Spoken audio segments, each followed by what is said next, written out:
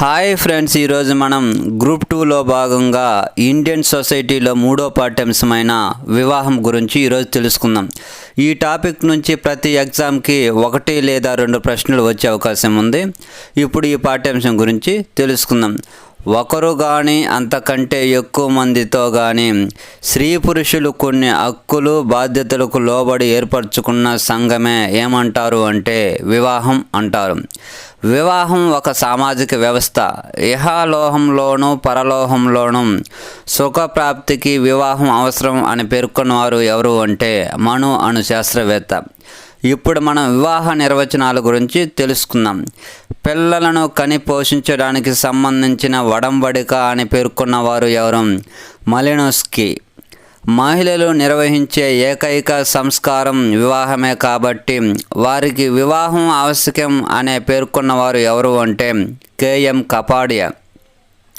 వివాహం ఒక కుటుంబాన్ని ఏర్పరచుకొని సంతానం పొందడానికి సామాజికంగా అనుమతించబడిన మార్గం అని పేర్కొన్నవారు ఎవరు?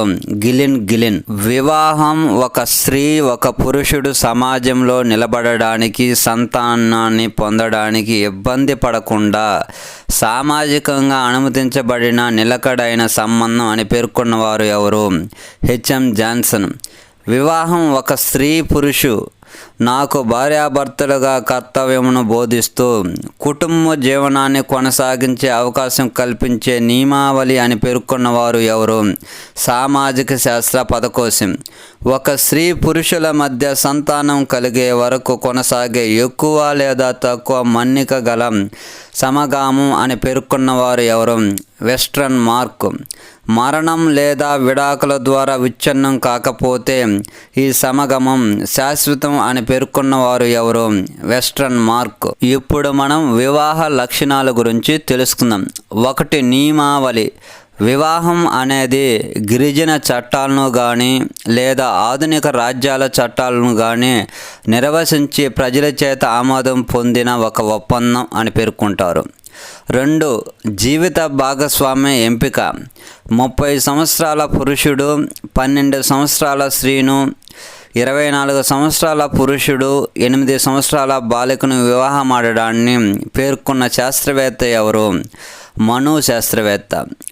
వరుడికి వధువుకి కనీసం 3 సంవత్సరాలు తేడా ఉండాలని పేర్కొన్న శాస్త్రవేత్త ఎవరు? వాత్సాయనుడు. మను ప్రకారం ఎవరి నుండి వధువుని స్వీకరించరాదు? సామాజిక ధర్మాలు తెలియని వ్యక్తులు, అనారోగ్య పరిస్థితులు గల కుటుంబం, మగ సంతానం లేని కుటుంబం, శరీరంపై దళసరి రోమాలు గల వ్యక్తుల నుంచి వధువుని స్వీకరించరాదు. 3 ఆర్థిక వ్యవహారాలు. వధువు తన పుట్టింటి నుండి మెట్టినింటికి తీసుకెళ్లే వస్తుపర ద్రవ్యపర అంశాన్ని ఏ విధంగా అంటారు? స్త్రీధనం అంటారు. స్త్రీధనంపై సంపూర్ణమైన హక్కు ఆ స్త్రీకే చెందును అని ఏ చట్టం ప్రకారం పేర్కొంటారు? హిందూ వారసత్వ చట్టం 1956. ఇప్పుడు మనం ఎగ్జాంపుల్గా కొన్ని జాతుల గురించి వారికి సంబంధించిన స్త్రీకి లభించే వస్తువుల గురించి తెలుసుకున్నాం. వారాన్ తెగ జార్ఖండ్ రాష్ట్రంలో వారికి బట్టలు, గోవా రాష్ట్రంలో డెనిమ్ అనేవారికి, గుజరాత్ సాంచి, అవామీ నాగా వరి, హో అండ్ ముండా ఆవులు, పశ్చిమ బెంగాల్లోని సింధూరాదని వీళ్ళకి సంబంధించిన వస్తువులు స్త్రీలకు చెందుతాయి. 4 ఆచారాలు. పెద్దలు కుదిర్చిన వివాహాలలో కుల వ్యవస్థ ప్రధాన పాత్ర వహించేవి ఏవి అంటే ఆచారాలు. 5 నిర్దిష్ట నియమాలు. తండ్రి కూతురు మధ్య వివాహం నిషేధం, అన్నా చెల్లెళ్ళ మధ్య నిషేధం అని ఏ నియమాలు తెలియజేస్తాయి? నిర్దిష్ట నియమాలు. 6 నివాసం.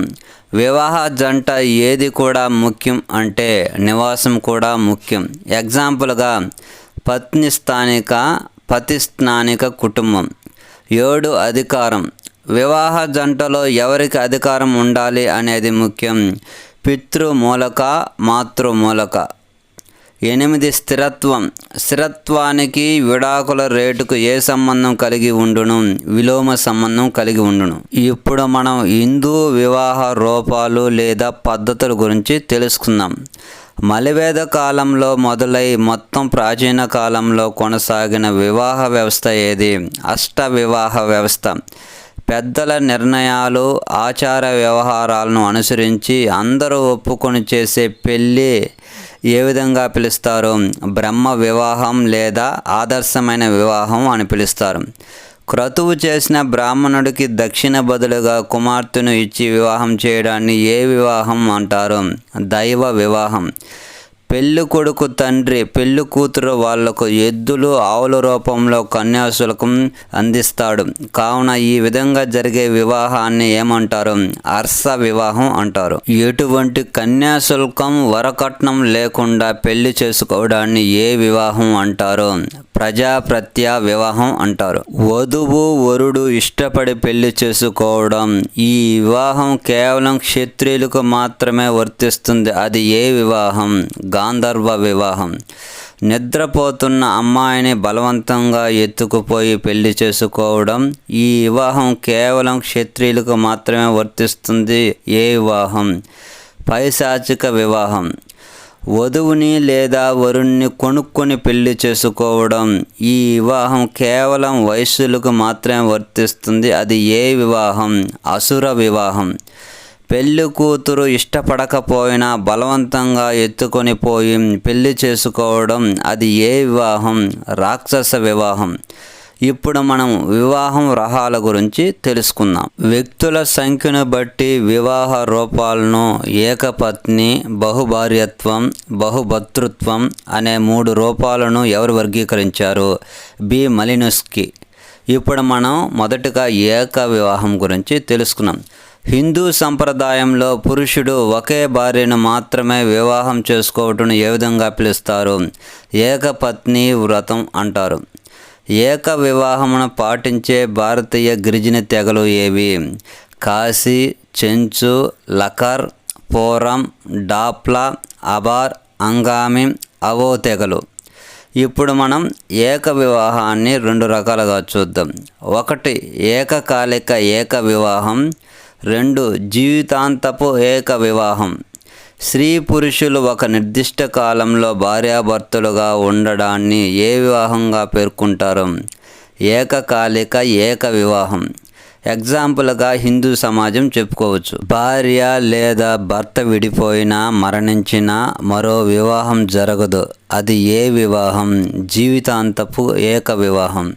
ఎగ్జాంపుల్గా సనాతన హిందూ సమాజం. 2 బహు వివాహం. ఒక వ్యక్తి ఒకరో కన్నా ఎక్కువ మందిని పెళ్లి చేసుకోవడం ఏ వివాహం అంటే బహు వివాహం. బహు వివాహం 3 రకాలు. 1 బహుభార్యత్వము, 2 బహుభర్తృత్వము, 3 బహుభార్యాభర్తృత్వం. ఒక వ్యక్తి ఒకరి కన్నా ఎక్కువ మంది భార్యలను కలిగి ఉండడాన్ని ఏ వివాహం అంటారు? బహుభార్యత్వం అంటారు. ఎగ్జాంపుల్గా ముస్లింలు, ధనవంతులు, గిరిజన తెగలైన గోండు, కొండదర, నాగ, బైగాలు, బిల్లులు తెగల్లో ఈ సంప్రదాయం బహుభార్యత్వం ఎక్కువగా ఉంటుంది. బహుభార్యత్వం 2 రకాలు. 1 భాగిని బహుభార్యత్వము, 2 అభాగిని బహుభార్యత్వం. ఒక వ్యక్తి వివాహం చేసుకున్న తర్వాత ఆ స్త్రీ యొక్క సొంత అవివాహిత సోదరీమణులను వివాహమాడుట ఏ వివాహం? భాగిని బహుభార్యత్వం. ఒక వ్యక్తి వివాహం చేసుకున్న తర్వాత ఆ స్త్రీ యొక్క సొంత సోదరీమణులు కాకుండా వేరువేరు అవివాహిత స్త్రీలను వివాహమాడటం ఏ వివాహం? అభాగిని బహుభార్యత్వం. ఎగ్జాంపుల్గా బెంగాల్లో అధికంగా ఈ దురాచారం ఉంటుంది. 2 బహుభర్తృత్వం. బహుభర్తృత్వం అనగా ఒక స్త్రీకి ఒకరి కన్నా ఎక్కువ మంది భర్తలు కలిగి ఉండడం. బహుభర్తృత్వానికి ఎగ్జాంపుల్గా వేటిని చెప్పుకోవచ్చు అంటే నీలగిరి ప్రాంతంలో తోడాలు, ఉత్తరాఖండ్లోని కాసాలు, టిబెట్ ప్రాంతంలోని లెప్చాలు, కేరళలో నాయర్లు, ఆఫ్రికాలోని బహమాన్స్, సార్కోవా గిరిజనులను ఎగ్జాంపుల్గా చెప్పుకోవచ్చు. బహుభర్తృత్వం 2 రకాలుగా వర్గీకరించవచ్చు. 1 సోదర బహుభర్తృత్వం, 2 అసోదర బహుభర్తృత్వం అంటారు. అన్నదమ్ములంతా ఒకే మహిళను వివాహం చేసుకుంటారు. ఆ వివాహం పేరేమిటి? సోదర బహుభర్తృత్వం అంటారు. ఎగ్జాంపుల్గా తోడా తెగ, మహాభారతంలో ద్రౌపది ఎగ్జాంపుల్గా చెప్పుకోవచ్చు. తోడా తెగలపై పరిశోధన చేసిన శాస్త్రవేత్త ఎవరు? Prince Peter. తోడాలపై అధ్యయనం చేసిన మరో ప్రముఖ శాస్త్రవేత్త ఎవరు? రివర్స్ రాసిన గ్రంథం ఏది? మ్యాన్ ఇన్ ఇండియా అనే గ్రంథాన్ని రాశారు. మ్యాన్ ఇన్ ఇండియా గ్రంథంలో ఏమి ఉన్నాయి? అనులోమ వివాహం, ఆవిర్భావం, బంధుత్వం, వివాహం అను వ్యాసాలు ఉన్నాయి. తోడా తెగల సమాజంలో ధనుర్భోత్సవం ద్వారా దేనిని నిర్ణయిస్తారు? పితృత్వం. ఒక స్త్రీని ఎంతమంది అయినా వివాహం చేసుకోవచ్చు. ఆ వివాహం పేరు అసోదర బహుభర్తృత్వం. అసోదర బహుభర్తృత్వం రెండు రకాలు: స్వగోత్రీయ బహుభర్తృత్వం, స్వగోత్రీయులు కాని బహుభర్తృత్వం. స్త్రీ వివాహం చేసుకున్న వేరువేరు పురుషులు అందరూ ఒకే గోత్రంకు చెందినవారు కావడం ఏ రకానికి చెందినవారు అంటే స్వగోత్రీయ బహుభర్తృత్వం అంటారు. దీనికి ఎగ్జాంపుల్గా కాసా తెగను చెప్పుకోవచ్చు. వివిధ రకాల గోత్రాలకు చెందిన పురుషులను ఒక స్త్రీ ఏకకాలంలో భర్తలుగా కలిగి ఉండటం ఏ రకానికి చెందినది? స్వగోత్రీయులు కాని బహుభర్తృత్వం. ఎగ్జాంపుల్గా కేరళలోని నాయర్లను చెప్పుకోవచ్చు. 3. బహుభార్యాభర్తృత్వం. కొన్ని తెగలు బహుభార్యత్వము, బహుభర్తృత్వం రెండూ ఉంటాయి. ఇది ఏ రకానికి చెందినది అంటే బహుభార్యాభర్తృత్వం రకానికి చెందినది. ఎగ్జాంపుల్గా ఎవరిని చెప్పుకోవచ్చు అంటే కాసా, తోడా తెగలను చెప్పుకోవచ్చు. స్థాయిని బట్టి వివాహ వర్గీకరణ రెండు రకాలు: 1. అనులోమ వివాహం, 2. పతిలోమ వివాహం. ఉన్నత కుటుంబంలోని పురుషులు తమ కంటే తక్కువ వర్ణంలోని కులంలోని స్త్రీలను వివాహం చేసుకుంటే ఆ వివాహాన్ని ఏమంటారు? అనులోమ వివాహం అంటారు. ఎగ్జాంపుల్గా బ్రాహ్మణుడు తన వర్ణం స్త్రీని మాత్రమే కాక ఇతర 3 వర్ణాలు అయిన క్షత్రియ, వైశ్య, శూద్ర వివాహం చేసుకొనవచ్చును. తక్కువ వర్ణంకు చెందిన పురుషుడు ఉన్నత వర్ణంలోని స్త్రీని వివాహం చేసుకోవడం ఏ వివాహం? ప్రతిలోమ వివాహం. ఎగ్జాంపుల్గా శూద్రుడు వైశ్య స్త్రీని లేదా క్షత్రియ లేదా బ్రాహ్మణ స్త్రీని వివాహమాడడం. తర్వాత అంతర్వివాహులు, బహిర్వివాహులు. ఒకే వర్ణముకు చెందిన వారై ఉండాలి. ఒకే జాతి కాకపోతే వివాహం చేసుకోరాదు. అటువంటి వారిని ఏమంటారు? అంతర్వివాహులు అంటారు. ఎగ్జాంపుల్గా బిల్లు, తోడ, గోండు, కోయ, బగత తెగల్లో వివాహం చెప్పుకోవచ్చు. ఒక వ్యక్తి తన జీవిత భాగస్వామిని తన బంధువర్గం, తన సమూహాల నుండి కాకుండా బయట నుంచి ఎంపిక చేసుకోవడం ఏ వివాహం? బహిర్వివాహులు అంటారు. ఎగ్జాంపుల్గా హిందూ సమాజం, కొన్ని ఆదిమ తెగలను చెప్పుకోవచ్చు. బహిర్వివాహులు 3 రకాలు: 1. గోత్ర బహిర్వివాహులు, 2. వంశ బహిర్వివాహులు, 3. గ్రామ బహిర్వివాహులు. వేరువేరు గోత్రాల మధ్య వివాహం జరగడం ఏ వివాహం అంటే గోత్ర బహిర్వివాహులు అంటారు. ఎగ్జాంపుల్గా గోండు, కాశీ తెగలను చెప్పుకోవచ్చు. వేరువేరు వంశానికి చెందిన వ్యక్తుల మధ్య వివాహం జరగడం ఏ వివాహం? వంశ బహిర్వివాహులు అంటారు. ఎగ్జాంపుల్గా గోండులు చెప్పుకోవచ్చు. వేరువేరు గ్రామానికి చెందిన వ్యక్తుల మధ్య వివాహం జరగడం ఏ వివాహం? గ్రామ బహిర్వివాహులు అంటారు. ఎగ్జాంపుల్గా నాగా, ముండా తెగలను చెప్పుకోవచ్చు. బహిర్వివాహులు అభిప్రాయాల గురించి తెలుసుకుందాం. బహిర్వివాహులు ప్రాచీన కాలంలో శాంతియుత సహజీవనానికి తోడ్పడినది అని పేర్కొన్నవారు ఎవరు? EB tailor. బహిర్వివాహం ఆహారం కొరతను నివారించినది అని పేర్కొన్నవారు ఎవరు? Andre Richards. పరిచయం ఉన్న వ్యక్తుల మధ్య అయిష్టత వల్లనే బహిర్వివాహం జరుగును అని పేర్కొన్నవారు ఎవరు? Westermarck. అగమ్య గమన నిషేధం గురించి ఇప్పుడు తెలుసుకుందాం. తండ్రి, కూతురు, తల్లి, కొడుకు, సోదరుడు, సోదరి మొదలైన దగ్గరి రక్త సంబంధీకుల మధ్య లైంగిక సంబంధం కానీ వివాహం కానీ జరిగితే దానిని ఏమంటారు? అగమ్య గమనం అంటారు. అగమ్య గమనం నిషేధించే నియమం ఏది అంటే అగమ్య గమన నిషేధం. ఎగ్జాంపుల్గా ప్రాచీన ఈజిప్ట్, సుమేరియా, హవాయి లాంటి సమాజాల్లోని రాజవంశాల్లో ఈ అగమ్య గమనం ఉండేది. 1949 సంవత్సరంలో 250 సమాజాల్లో అధ్యయనం చేసి అగమ్య గమన నిషేధంకు కొన్ని లక్షణాలు గలవని పేర్కొన్న శాస్త్రవేత్త ఎవరో మర్డోక్.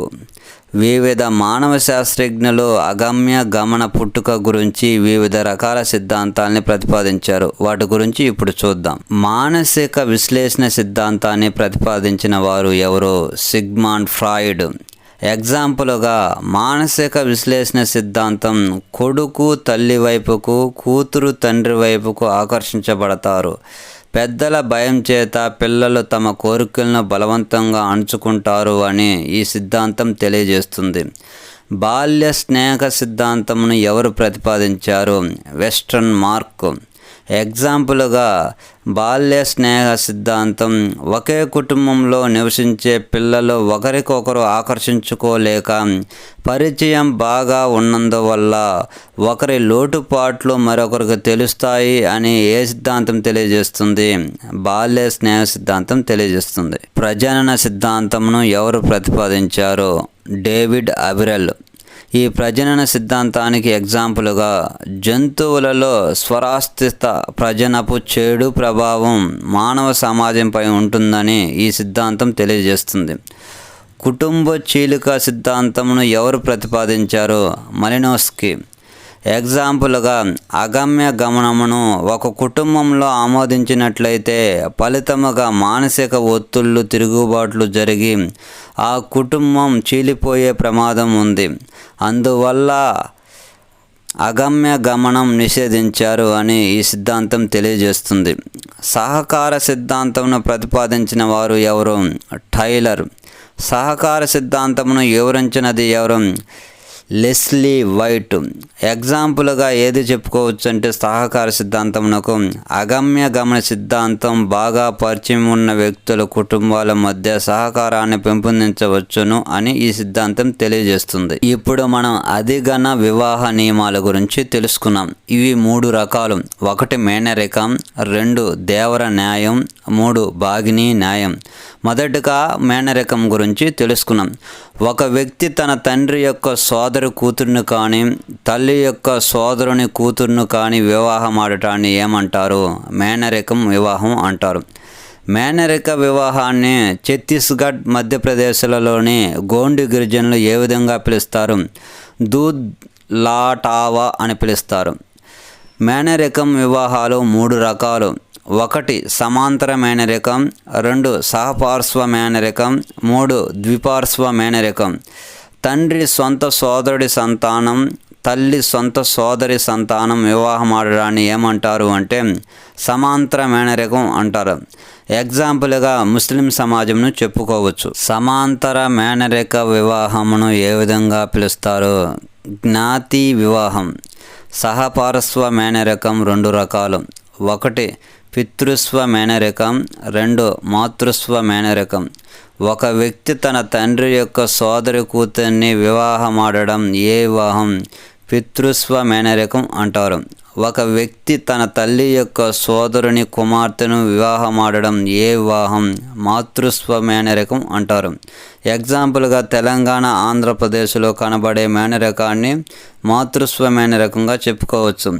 పితృస్వ మేనరికం, మాతృస్వ మేనరికం ఈ రెండిటిలో ఏదైనా ఒక రకమైన వివాహాన్ని ఏమంటారు? ద్విపార్శ్వ మేనరికం అంటారు. 2 దేవర న్యాయం వివాహం. ఒక వ్యక్తి తన సోదరుడు చనిపోయిన తర్వాత ఆ సోదరుని భార్యను వివాహమాడటమే ఏ వివాహం అంటారు? దేవర న్యాయ వివాహం అంటారు. ఎగ్జాంపుల్గా భగత, గదబ, సవర, గోండు, ముండ, ఓరాన్ తెగలో ఈ వివాహంగా ఎగ్జాంపుల్గా చెప్పుకోవచ్చు. దేవర న్యాయ వివాహం 2 రకాలు. 1 కనిష్ట దేవర న్యాయం, 2 జ్యేష్ఠ దేవర న్యాయం. ఒక వ్యక్తి తన అన్న చనిపోతే అతని భార్యనే వివాహమాడే పద్ధతిని ఏమంటారు? కనిష్ట దేవర న్యాయం అంటారు. ఒక వ్యక్తి తన తమ్ముడు చనిపోతే అతని భార్యనే వివాహమాడే పద్ధతిని ఏమంటారు? జ్యేష్ఠ దేవర న్యాయం అంటారు. 3. భాగిని న్యాయం వివాహం. ఒక వ్యక్తి భార్య చనిపోయినప్పుడు ఆమె యొక్క అవివాహిత సోదరుని పెళ్లి కాని మర్దల్ని వివాహమాడే పద్ధతిని ఏమంటారు? దిగువ స్థాయి భార్య భాగిని వివాహం అంటారు. ఒక వ్యక్తి భార్య చనిపోయినప్పుడు ఆమె యొక్క అవివాహిత సోదరుని భార్య యొక్క పెద్ద సోదరుని వివాహమాడే పద్ధతిని ఏమంటారు? ఎగువ స్థాయి భార్య భాగిని వివాహం అంటారు. ఎగ్జాంపుల్గా హిందూ కులాలు, కాశీ, తోడ, గోండ్స్, బిల్లులు తెగలలో ఈ ఆచారాలు ఉంటాయి. ఇప్పుడు మనం బాల్య వివాహాల గురించి తెలుసుకుందాం. ఋగ్వేద కాలంలో భారతదేశంలో ఏవి ఉండేవి కావు? బాల్య వివాహాలు. కేంద్ర హోంశాఖ శాంపిల్ సర్వే 2020 ప్రకారం దేశంలో సగటు బాల్య వివాహాలు ఎంత శాతం ఉన్నాయి? 1.9%. కేరళలో బాల్య వివాహాల శాతం ఎంత ఉంది? 0%. భారతదేశంలో అత్యధిక బాల్య వివాహాలు గల రాష్ట్రం ఏది? జార్ఖండ్ 5.8%. బాల్య వివాహాలకు వ్యతిరేకంగా ఎవరు ఉద్యమాలు చేశారు? రాజా రామ్మోహన్ రాయ్, ఈశ్వరచంద్ర విద్యాసాగర్. ఇప్పుడు మనం చట్టాల గురించి తెలుసుకుందాం. 1. సతీ సహగమన నిరోధ చట్టం 1829. భర్త మరణించినప్పుడు అతని శరీరంతో సహా భార్యను కూడా దహనం చేయడాన్ని ఏమంటారు? సతి. సతిని నిరోధించుటకు రాజా రామ్మోహన్ రాయ్ కృషి ఫలితంగా సతీ సహగమన నిరోధ చట్టం 1829ని ఎవరు తీసుకొచ్చారు? Lord William Bentinck. 2. హిందూ వితంతు పునర్వివాహ చట్టం 1856. భర్త చనిపోయిన స్త్రీ తిరిగి వివాహం చేసుకోవడం ఏమంటారు? వితంతు పునర్వివాహం. ఎవరు కృషి ఫలితంగా 1856 సంవత్సరంలో హిందూ వితంతు పునర్వివాహం అంగీకార యోగ్యం అయినది అని పేర్కొన్నారు? ఈశ్వరచంద్ర విద్యాసాగర్. లార్డ్ డల్హౌసీ కాలంలో దీన్ని ప్రవేశపెట్టడం జరిగింది. 3. బాల్య వివాహ నిరోధ చట్టం 1929. మొదటగా వివాహానికి కనీస వయసు పేర్కొన్న చట్టం ఏది? శారదా చట్టం 1929. బాల్య వివాహ నిరోధ చట్టం తీసుకురావడానికి కృషి చేసిన వ్యక్తి ఎవరు? రాయ్ సాహెబ్ హరివిలాస్ శారదా. ఈ చట్టం 1930 ఏప్రిల్ 1 నుంచి దేశమంతా అమలులో ఉంది. 1929 బాల్య వివాహ నిషేధ చట్టం ప్రకారం స్త్రీకి కనీసం 14 సంవత్సరాల వయసు ఉండాలి. 1955లో స్త్రీకి 15 సంవత్సరాలు, పురుషునికి 18 సంవత్సరాలు వయసు నిర్ధారించడం జరిగింది. 1978లో స్త్రీకి 18 సంవత్సరాలు, పురుషునికి 21 సంవత్సరాలుగా కనీస వివాహ వయసు నిర్ధారించింది. హిందూ వివాహిత స్త్రీ వేరుగా నివసించుటకు భరణం పొందడానికి హక్కు కల్పించే చట్టం 1946. 1946 చట్టం ప్రకారం భర్త నుండి భరణం పొందుటకు స్త్రీకి హక్కును కల్పించింది.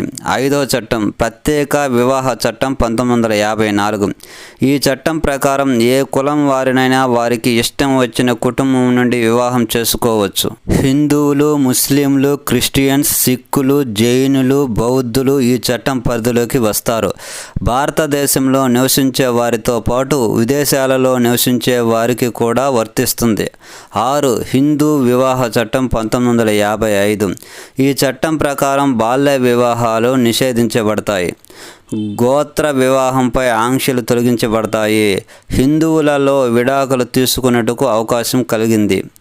7. హిందూ వారసత్వ చట్టం 1956. తండ్రి ఆస్తికి వారసులు కొడుకులు అయితే 2005 సెప్టెంబర్లో చేసిన సవరణ ప్రకారం తండ్రి ఆస్తిలో కుమార్తెకు కూడా హక్కు ఏర్పడింది. 2020 ఆగస్టు 11న సుప్రీంకోర్టు మరొకసారి తండ్రి ఆస్తిలో కుమార్తెకు సమాన వాటా ఉంటుందని తీర్పిచ్చింది. నోటు: ఈ చట్టం ముస్లింలకు, క్రిస్టియన్స్, పార్సీ లేదా జూ మతాలకు వర్తించదు. సిక్కు, బౌద్ధం, జైనం, ఆర్య సమాజ్, బ్రహ్మ సమాజం పాటించే వ్యక్తులకు వర్తించును.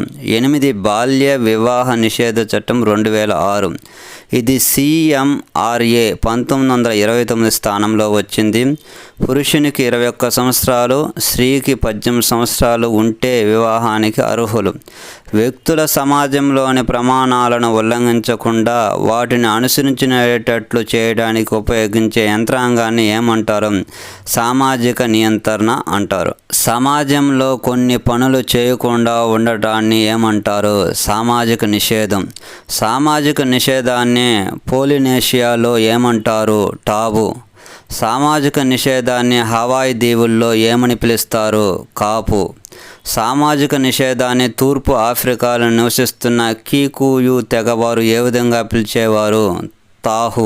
ఇండియన్ సొసైటీలో భాగంగా 3వ పాఠ్యాంశమైన వివాహం గురించి ఈ వీడియోలో బిట్స్ రూపంలో మీకు అందించడం జరిగింది.